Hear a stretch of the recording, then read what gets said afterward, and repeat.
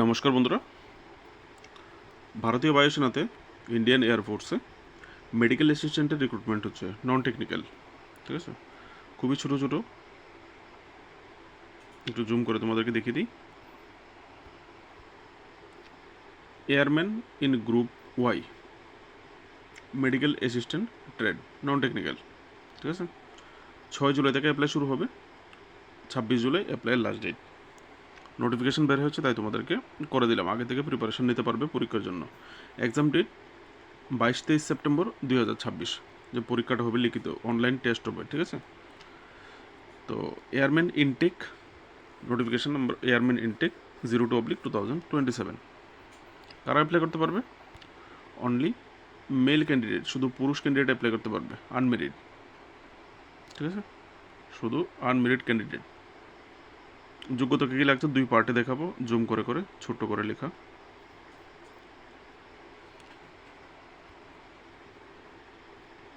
ডেটটা 6 জুলাই সকাল 11টা থেকে 26 জুলাই রাত্র 11টা পর্যন্ত অ্যাপ্লাই করতে পারবে। বয়সের যোগ্যতা প্রথম যেটা চাওয়া হয়েছে, বয়সের কথা বলা হয়েছে এখানে, 12 পাস যারা আছো তোমরাও অ্যাপ্লাই করতে পারবে। আর যারা ফার্মেসিতে ডি ফার্মা, বি ফার্মা বা বিএসসি ফার্মেসি করেছো, তোমাদের জন্য আলাদা এক্সাম ডেট। ঠিক আছে, এখানে হচ্ছে 12 পাস। যারা সায়েন্স স্ট্রিমে 12 পাস করেছো, তোমাদের জন্য এখানে ভ্যাকেন্সি আছে। ঠিক আছে, 12 পাস যারা 1 জুলাই 2006 থেকে 1 জুলাই 2010-এর মধ্যে জন্ম হতে হবে। যারা ডি ফার্মা, বি ফার্মা বা বিএসসি ফার্মেসি, তোমরা 1 জুলাই 2003 থেকে 1 জুলাই 2006-এর ভিতর তোমাদের জন্ম হতে হবে। ঠিক আছে, বোধ এখানে 2008-এর মধ্যে জন্ম হতে হবে। ঠিক আছে,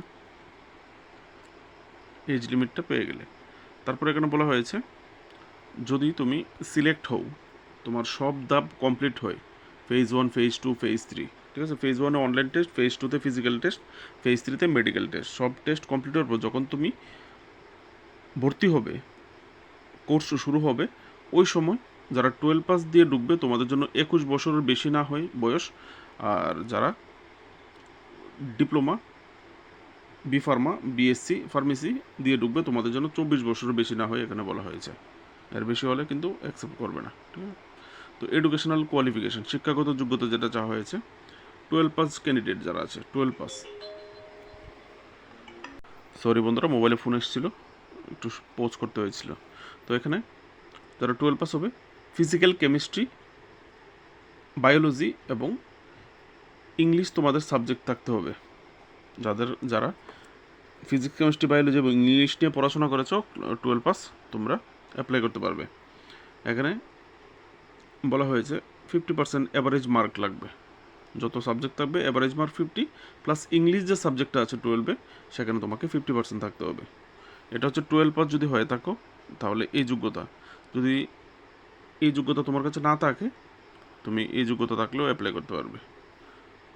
2 ইয়ার ভোকেশনাল কোর্স, 2 বছরের ভোকেশনাল কোর্স যদি করে থাকো, ফিজিক্স, কেমিস্ট্রি, বায়োলজি এবং ইংলিশে সেম পার্সেন্টেজ, 50% অ্যাভারেজ, ইংলিশে 50%, তাহলেও অ্যাপ্লাই করতে পারবে। ঠিক আছে, আশা করি বুঝতে পারছো। এটা হচ্ছে 12 পাসের। এবার হচ্ছে যারা ডিপ্লোমা, ফার্মেসিতে ডিপ্লোমা করেছো বা বি ফার্মা করেছো বা বিএসসি ফার্মেসি করেছো, তোমাদেরকে কিন্তু এই যে যোগ্যতাটা এখানে চাওয়া হয়েছিল, 12 পাস ফিজিক্স, কেমিস্ট্রি, বায়োলজি এবং ইংলিশে, এই যোগ্যতাটা তোমাদের থাকতেই হবে। ঠিক আছে, এই দেখো এখানে দেওয়া আছে, এই যোগ্যতাটার সঙ্গে প্লাস হবে ইন এডিশন, এই যে ইন এডিশন, অতিরিক্ত। অতিরিক্ত হিসাবে কি, ফার্মেসিতে ডিপ্লোমা বা ফার্মেসিতে ডিগ্রি বা বিএসসি ফার্মা, এখানেও সেম পার্সেন্টেজ, 50% অ্যাভারেজ মার্ক থাকতে হবে ডিগ্রি, ডিপ্লোমাতে। ঠিক আছে, আর তোমার নাম pharmacy council, state pharmacy council অথবা ন্যাশনাল ফার্মেসি কাউন্সিলের রেজিস্টার থাকতে হবে। ঠিক আছে, তো এই হচ্ছে যোগ্যতা। আশা করি তোমরা বুঝতে পেরেছো যোগ্যতাটা। এখানে কী কী বডি হিসাবে, বডির হাইটের হিসাবে প্রফেশনালি ইন্ডিয়ান এয়ারফোর্সের ক্রাইটেরিয়া হিসাবে যে হাইট থাকা দরকার, হাইটের হিসাবে যে ওয়েট থাকা দরকার, সেটা তোমাদের হতে হবে। আর এখানে 77 সেন্টিমিটার চেস্টের নাপ হতে হবে, 5 সেন্টিমিটার ফুলাতে হবে। ঠিক আছে, 77-82, বুঝতে পেরেছো। হিয়ারিং 6 মিটার দূর থেকে কানে শুনতে হবে। দাঁতের কী কী গুড হেলথ থাকতে হবে, দাঁতের গাম, দাঁতের মাড়ি, দাঁত, টিথ, এই সমস্ত ভালো থাকতে হবে। ঠিক আছে, 14 ডেন্টাল, ম্যাক্সিমাম 14 ডেন্টাল পয়েন্টস এটা দাঁতের ডাক্তার আছে তারা আমার সাথে ভালো বুঝবে, ঠিক আছে। জেনারেল হেলথ ভালো থাকতে হবে। তারপর এখানে মিনিমাম যে হাইট চা হয়েছে 152 সেন্টিমিটার মিনিমাম হাইট হতে হবে, ঠিক আছে, ফার্মাসিস্টের জন্য। এখানে চোখের ডাক্তার চোখের যে এক্সটিগমেটিজম যে প্রবলেমটা আছে সেটা কত থাকতে হবে এটা এখানে দেওয়া আছে। চোখের ডাক্তার দিয়ে তোমরা একবার দেখিয়ে নেবে। আমি একটু জুম করে দেখিয়ে দিই কী চা হয়েছে। নট এক্সিডিং +-3.50 ডি হতে পারবে না, ঠিক আছে, এক্সটিগমেটিজম। এটা হচ্ছে চোখের পাওয়ার সামনে এবং দূরে, ঠিক আছে, কতটুকু লাগবে ভিশন দেখে নেবে। আর কালার ভিশন CP2, এটা হচ্ছে মেডিকেল স্ট্যান্ডার্ড।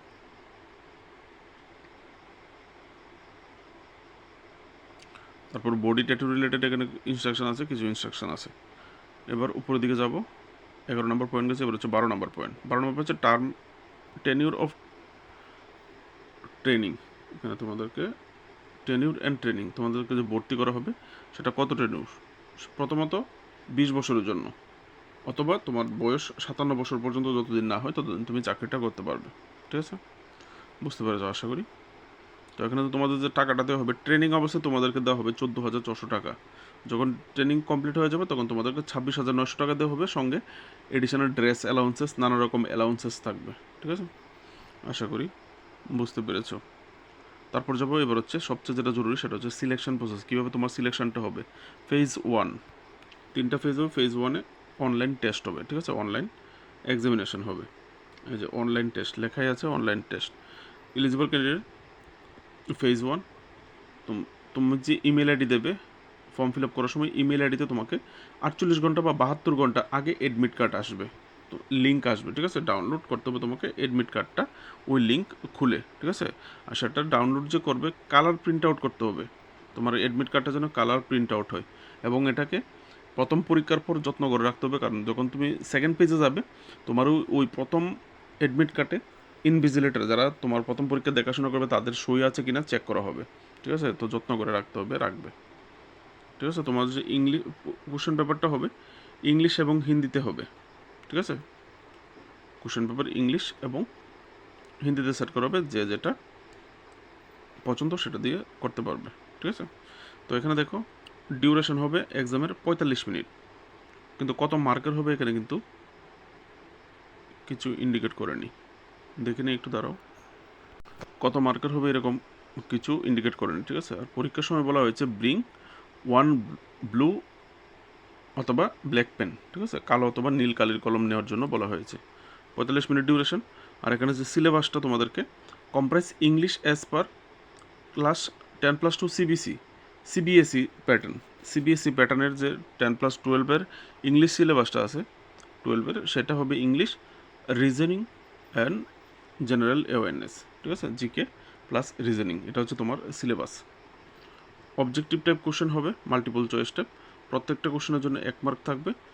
আর এখানে বলা হয়েছে কোনো কোশ্চেন আনসার না করলে মার্ক দেবে না, কিন্তু এখানে নেগেটিভ মার্কিং আছে 0.25, প্রত্যেকটা মার্কের জন্য 0.25 মার্ক নেগেটিভ মার্কিং, যদি প্রত্যেকটা ভুল উত্তরের জন্য, ঠিক আছে। তো বুঝে সুঝে আনসার করবে, ঠিক আছে। তো এখান থেকে পাস করলে তোমাদেরকে নেওয়া হবে ফেজ 2-তে। ফেজ 2 হচ্ছে ফেজ 2তে আবার নতুন করে নিউ অ্যাডমিট কার্ড ইস্যু করা হবে। তোমাদের সেম ইমেল, তোমরা যে ইমেল দেবে ইমেলে পাঠানো হবে, সেখান থেকে আবার কালার প্রিন্ট আউট করতে হবে। Colour print out, admit card কী কী নিয়ে যেতে হবে, সেকেন্ড পার্টে কী কী লাগছে, তোমার অনলাইন যে অ্যাপ্লিকেশন করেছিলে অ্যাপ্লিকেশনের কালার প্রিন্ট আউট, রেজিস্ট্রেশন, এরকম এখানে কী কী লাগছে, ব্লু বল পেন, এগুলো একবার দেখে নেবে তোমরা নিজেরা, কী কী সেকেন্ড ধাপে নিয়ে যেতে হবে, ঠিক আছে। তারপর হচ্ছে এই সাইডে আবার যেতে হবে, বাকিটা এখানে, ঠিক আছে। তো ফেজ 1-এর অ্যাডমিট কার্ড নিয়ে যেতে হবে, শুরুতেই বলেছিলাম যত্ন করে রাখতে হবে। বডি ট্যাটু রিলেটেড যে ইনস্ট্রাকশন দেওয়া হয়েছিল সেই ইনস্ট্রাকশন মতো কাগজ নিয়ে যেতে হবে। অরিজিনাল এনসিসি ABC সার্টিফিকেট যদি কারো থেকে থাকে তাহলে নিয়ে যেতে পারো, ঠিক আছে। এটা হচ্ছে ফেজ 2। ফেজ 2-তে কী হবে, ফেজ 2-তে হবে physical measurement test, physical efficiency test. Physical efficiency টেস্টে কী রাখা হয়েছে, 1.6 কিলোমিটার 1 মাইল দৌড়তে হবে, বা 1 কিলোমিটার 600 মিটার দৌড়তে হবে 7 মিনিটে, 7 মিনিটের মধ্যে যেতে হবে। উইদিন 7, যারা 21 বছর, আপ টু 21 বছর। আর যাদের বিএসসি বি ফার্মা যারা আছো তোমাদেরকে দিতে হবে 7.5 মিনিট, ঠিক আছে? যারা 12 পাসে ঢুকবে 21 বছর বয়সের ভিতরে তোমাদের 7 মিনিট, আর যারা বি ফার্মা ডি ফার্মাতে ঢুকবে তোমাদেরকে 30 মানে 7 মিনিট 30 সেকেন্ড, যারা 21 বছর উপরে এভাবে 21 বছর। বুঝতে পেরেছ আশা করি। তারপর যে এর সঙ্গে আরও থাকছে কি, দৌড়ের ঠিক 10 মিনিট পরে, যেই মাত্র তুমি 1.6 কিলোমিটার দৌড়ে সারবে, তারপর তার 10 মিনিট পরেই তোমাকে কি দিতে হবে, পুশ আপ দিতে হবে 10টা পুশ আপ দিতে হবে 1 মিনিটের ভিতরে। 1 মিনিটের ভিতরে যে মাত্র 10টা পুশ আপ কমপ্লিট হয়ে যাবে, সঙ্গে সঙ্গে তোমাকে 10টা সিট আপ দিতে হবে। সিট আপ দিবে, মাত্র 2 মিনিট ব্রেক দেওয়া হবে তোমাকে 10টা পুশ আপের পর, ঠিক আছে? 2 মিনিট ব্রেকের পর 10টা সিট আপ, 10টা সিট আপের পর আবার 20টা স্কোয়াট, উঠক বৈঠক, উঠবস দিতে হবে, ঠিক আছে? এটাও 2 মিনিটের ব্যবধানে। তো ওইভাবেই নিজেকে তৈরি করতে হবে ফিজিক্যাল এফিসিয়েন্সি টেস্টের জন্য। তারপর হচ্ছে মেডিকেল টেস্ট। মেডিকেল টেস্টে কীভাবে হবে, কী কী চেক করা হবে, এখান থেকে তোমরা দেখে নাও। যেহেতু তোমরা ফার্মাসিস্ট এর পরীক্ষা দেবে, তোমরা এই মেডিকেল টার্মগুলি আমার সাথে আরও ভালো জানবে। অনলাইন কীভাবে অ্যাপ্লাই করতে হবে, এই হচ্ছে লিঙ্ক www.iafrecruitment.edcil.co.in।